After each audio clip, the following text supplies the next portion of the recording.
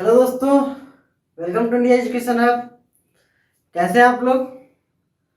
तो पिछले क्लासेस में हम लोगों ने थर्मोडायनेमिक्स देखा था। उसके पहले हम लोगों ने KTG kinetic theory of gases और कैलोरीमेट्री खत्म किया। लाइव क्लासेस जो आप लोगों की सुबह चलती है इंडिया एजुकेशन हब पे, उसमें हम लोगों ने ये सब देखा था। तो उसमें बहुत सारी इंपॉर्टेंट बातें मैंने आपको बताई थी। काइनेटिक थ्योरी ऑफ गैसेस में बेसिक पोस्टुलेट्स, जो हम लोग पोस्टुलेट्स माने हैं गैसेस के बारे में, वो बताया था। वो बोला था कि याद रखने के लिए। इसके बाद हम लोगों ने V R M S, V average, V M P देखा था। V R M S root mean square speed, ये क्या होता है? √3 RT/m ये होता है। ये 3 kT/m हो जाता है फॉर वन मॉलिक्यूल, ये मैंने बताया था। उसके बाद वी एवरेज देखा था। वी एवरेज क्या होता है?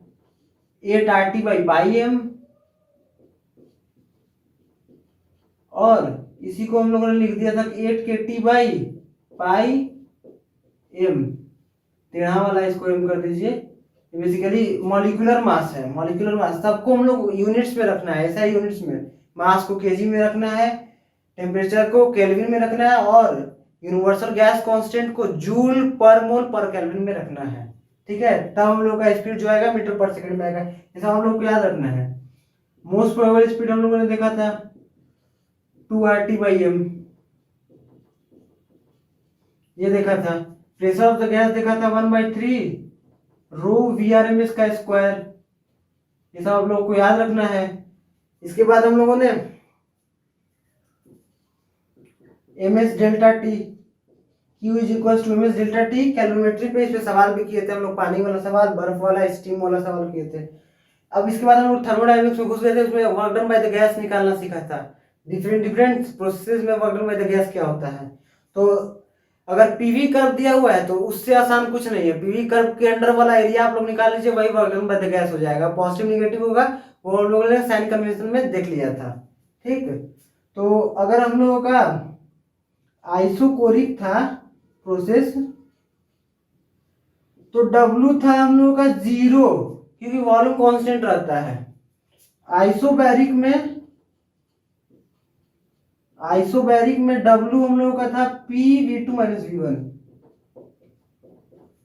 आइसोबैरिक में। आइसोथर्मल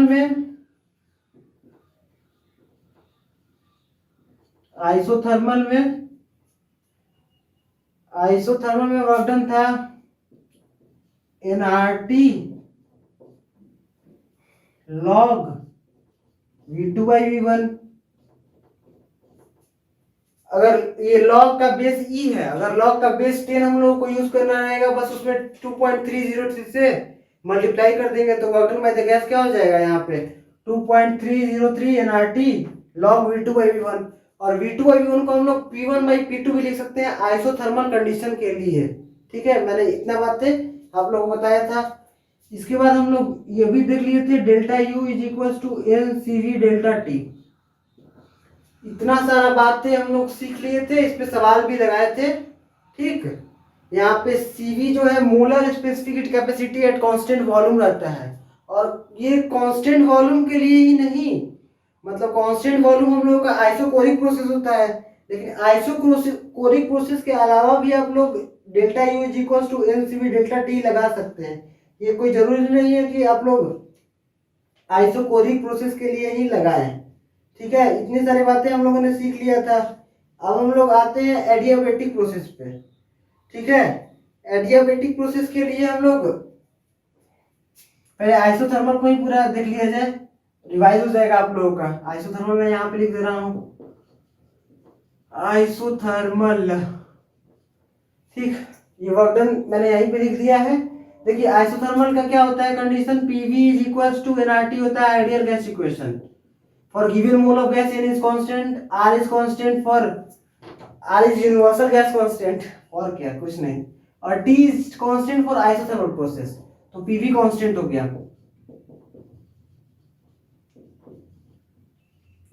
ठीक, तो इसका ग्राफ कैसे बनेगा? P और V में ग्राफ बनता है इसका हाइपरबोलिक कर्व होता है ऐसे। ठीक, और आइसोथर्मल का अगर ग्राफ दिया रहेगा पीवी कर्व, तो उसको हम लोग बोलते हैं आइसोथर्म्स।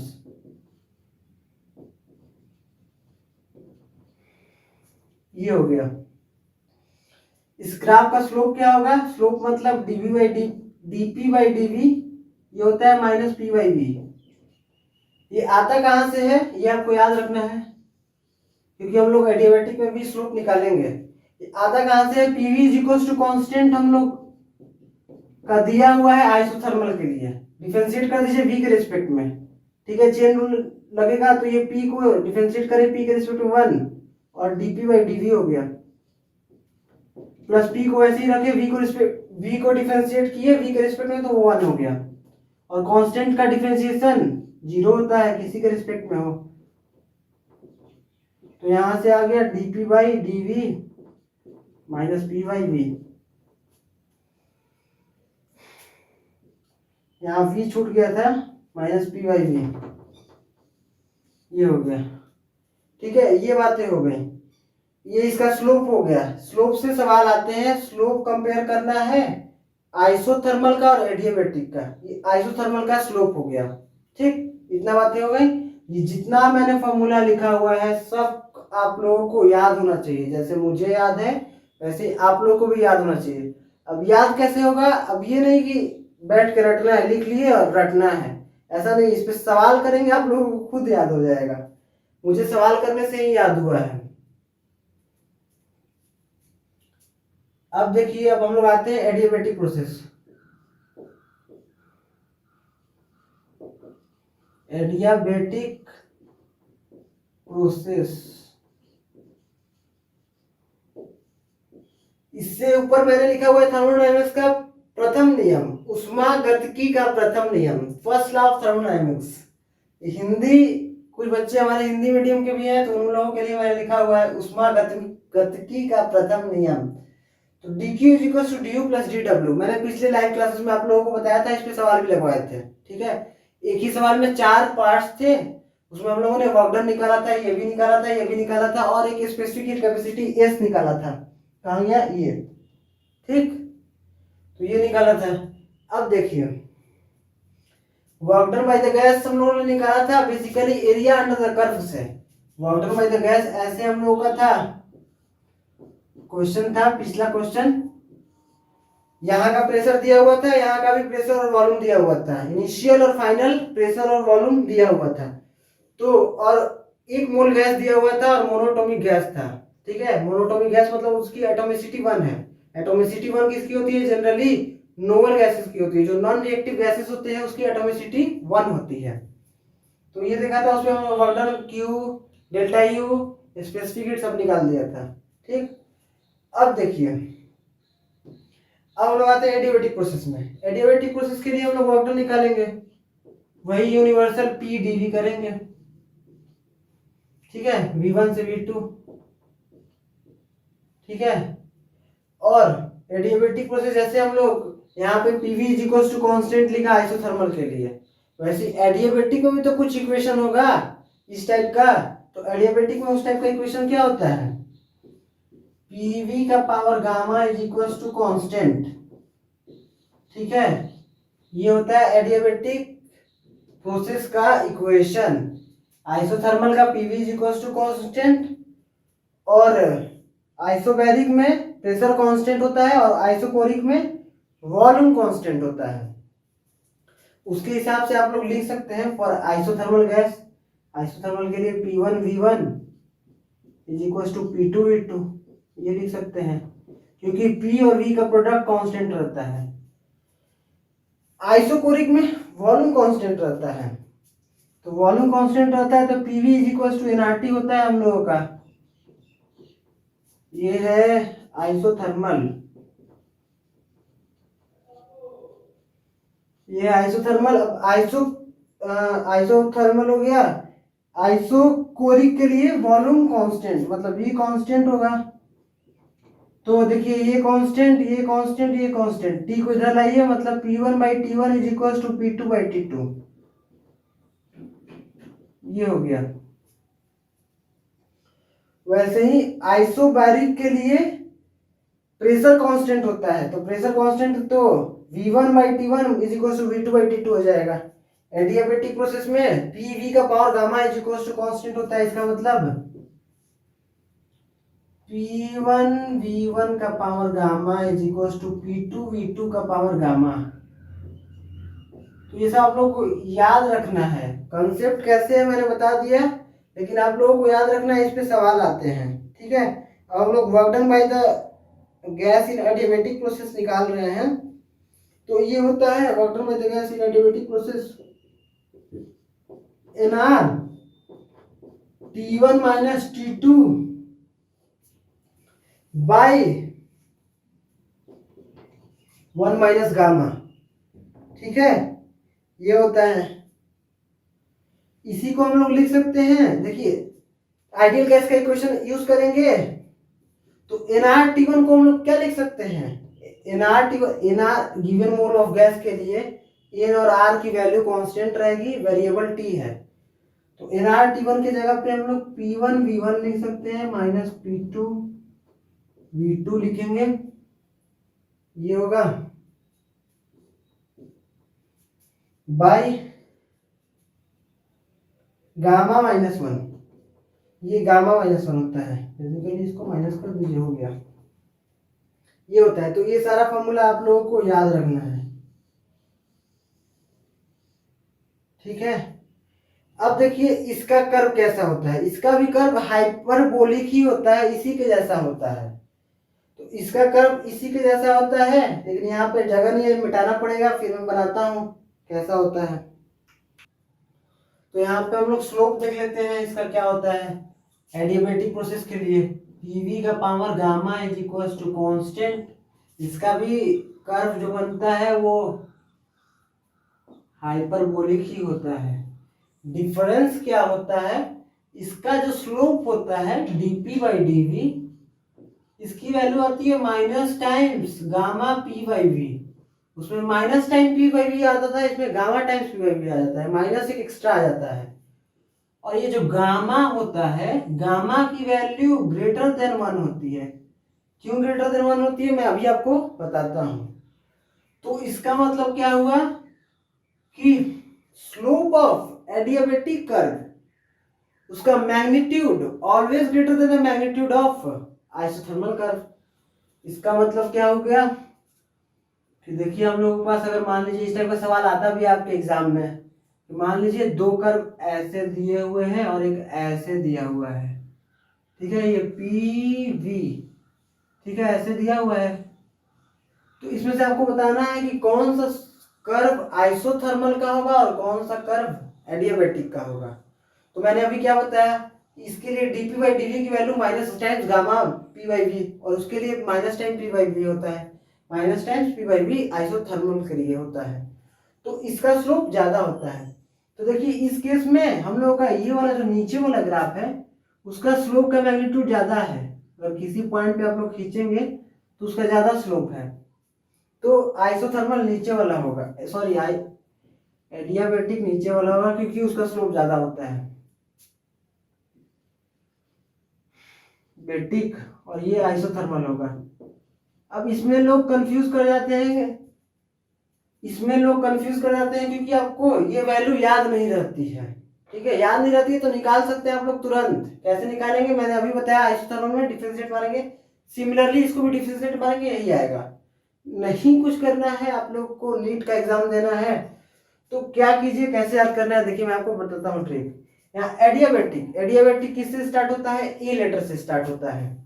आइसोथर्मल आई से स्टार्ट होता है, तो पहले ए आता है कि पहले आई आता है, तो पहले ए आता है तो नीचे वाला कर्व एडियाबेटिक हो जाएगा, फिर उसके बाद आई आता है तो ऊपर वाला कर्व आइसोथर्मल हो जाएगा। तो इस तरह से आप लोग याद रख सकते हैं।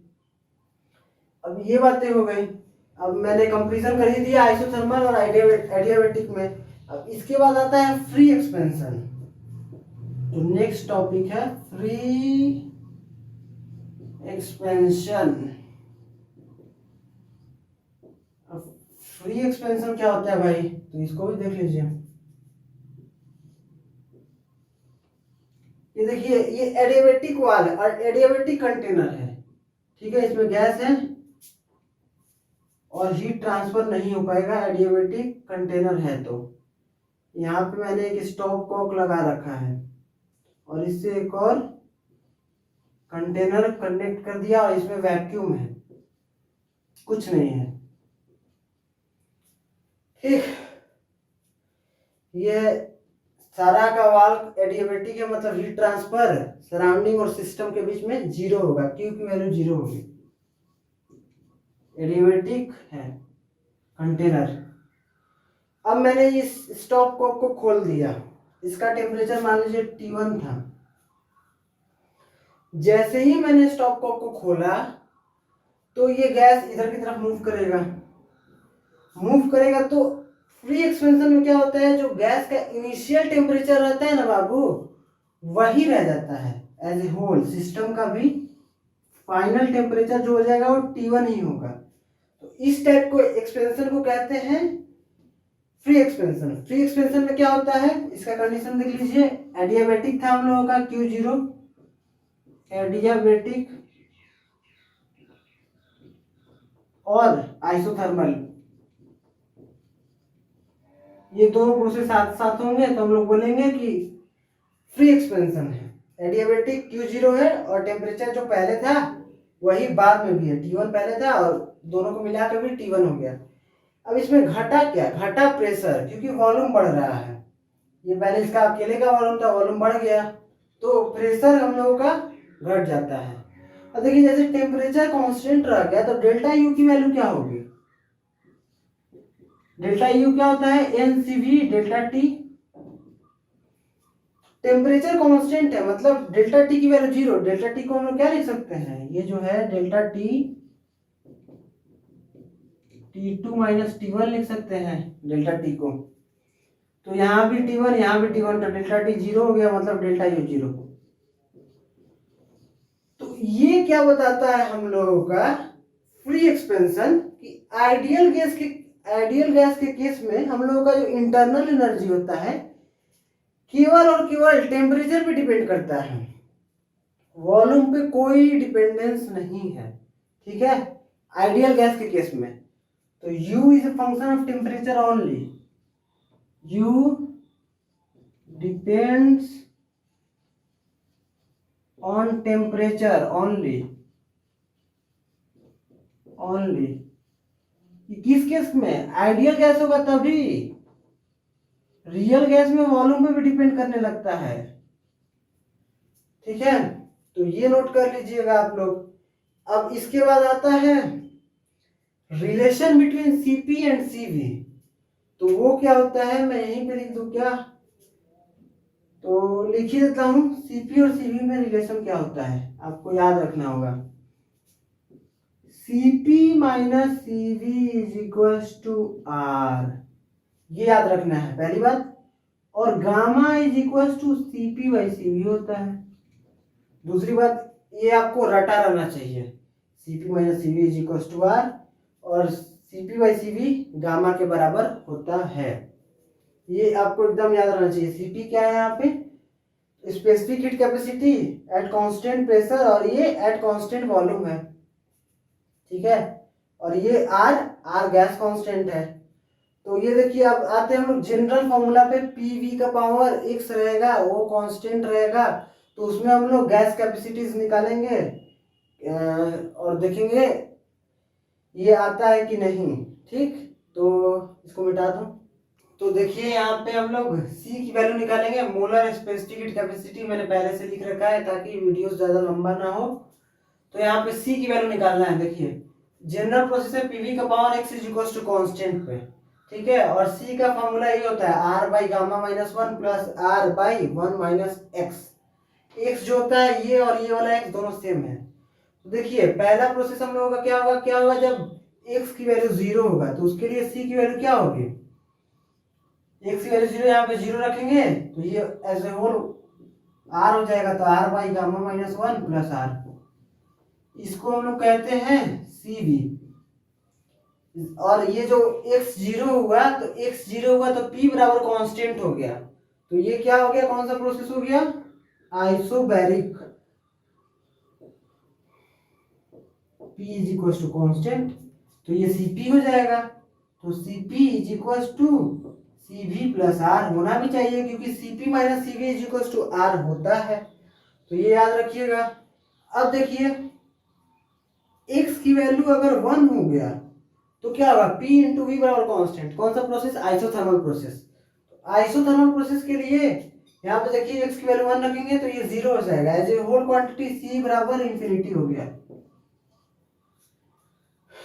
x की वैल्यू गामा के बराबर हो जाएगी तब क्या होगा, देखिए गामा हमने यहाँ पे रखा तो 1 माइनस गामा, और ये गामा माइनस 1 है, माइनस कॉमन रखेंगे तो यहाँ पे माइनस हो जाएगा, तो ये C की वैल्यू 0। ठीक है, तो मोलर हीट कैपेसिटी जो होती है डिफरेंट प्रोसेसेस के लिए डिफरेंट होती है, और ये इसकी रेंज जो होती है देखिए 0 से इंफिनिटी तक टेंड करता है।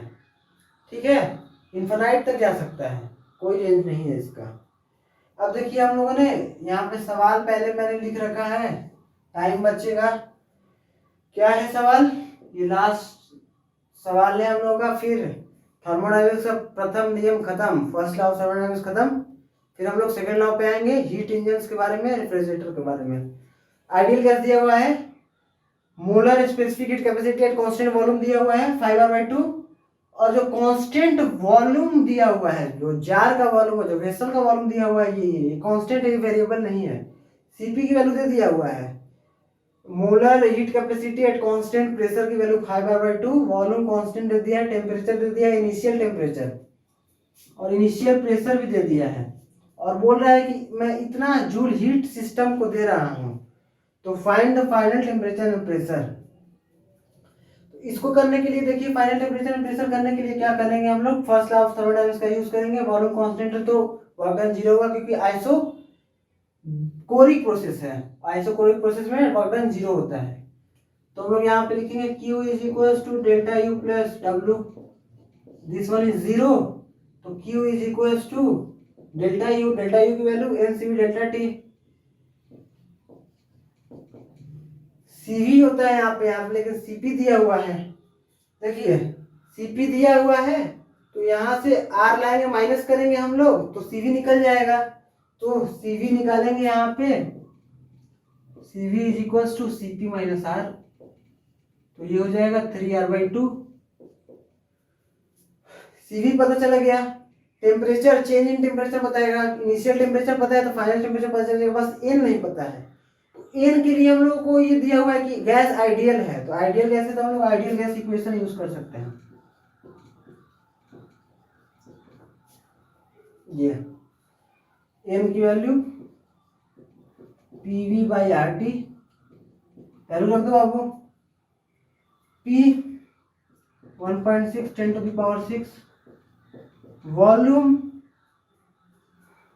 0.0083, R की वैल्यू 8.3 रखो, टेम्परेचर की वैल्यू इनिशियल 300।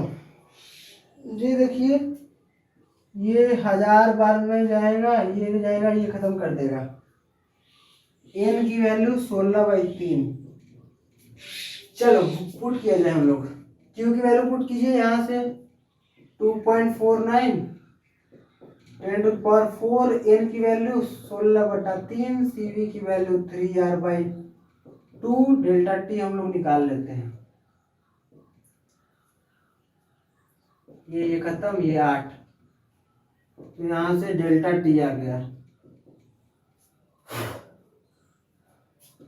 2.49 इंटू 10⁴ क्या हो गया बच्चा 8R, R की वैल्यू 8.31 रखिए। ये बातें हो गई। अब इसमें डेल्टा T की वैल्यू कैलकुलेट करेंगे आप लोग, पता नहीं डेल्टा T क्या आता है, कैलकुलेट करना पड़ेगा। ये हो गया 249/8 इंटू 833 10⁴ 64 ये 64 6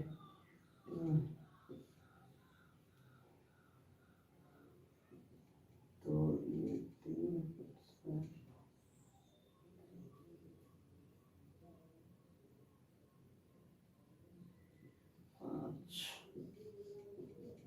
डेल्टा T की वैल्यू लगभग 375 केल्विन आना चाहिए, आप लोग चेक कर लीजिए। गा, ठीक है। ये आना चाहिए, इसको हम लोग लिखेंगे T final minus T initial. T final की वैल्यू निकालना है, वही तो टी इनिशियल की वैल्यू,